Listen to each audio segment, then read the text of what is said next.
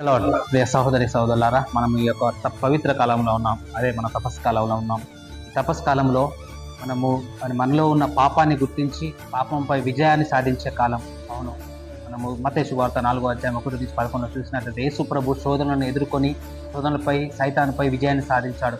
అదే ఆదర్శంగా మన ముందు ఉంచాడు. ఈ యొక్క 45 రోజులు కూడా మనలో ఉన్న పాపాన్ని, మనలో ఉన్న పాప అలవాటుని మనము ఎదుర్కొని వాటిపై విజయం సాధించాలి. అది మన శక్తితో కాదు, కానీ దేవుని యొక్క సహాయంతో.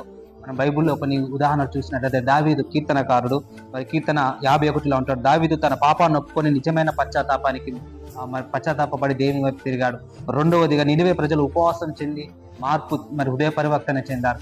మూడవదిగా మరి తప్పిపోయిన కుమారుడు తన తండ్రి వద్దకు తిరిగి వచ్చాడు. మరి నాలుగవదిగా మరి పునీత పౌలు, హింసకుడు దూషకుడైన పౌలు మరి దేవుని వైపు తిరిగి పరిశుద్ధంగా దేవుని సేవలో మరి సమర్పించుకున్నాడు. అవును ప్రియ సహోదరి సహోదరులారా, ఈ యొక్క తపస్కాలము మనం మరి ముఖ్యంగా రోమిలో రాసిన లేఖ 6:11 దేవుని వాక్యం సెలవిస్తుంది.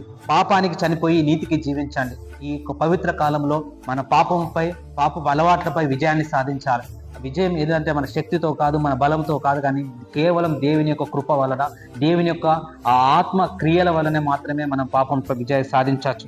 కావున మనం నిజమైన హృదయ పరివర్తన చెంది, నిజమైన మార్పు చెంది మన యొక్క పునరుత్థాన పండుగని మనం కొనియాడాలంటే, ఆ యొక్క పునరుత్థాన దేవుని ఆశీర్వాదం మనము పొందాలంటే ఈ యొక్క పవిత్ర కాలంలో మనం మార్పు చెందుదాం, హృదయ పరివర్తన చెందుదాం. ఆ యొక్క పునరుత్థాన దేవుని దీవెనలు, ఆశీర్వాదాలు అనుభవించుదాం.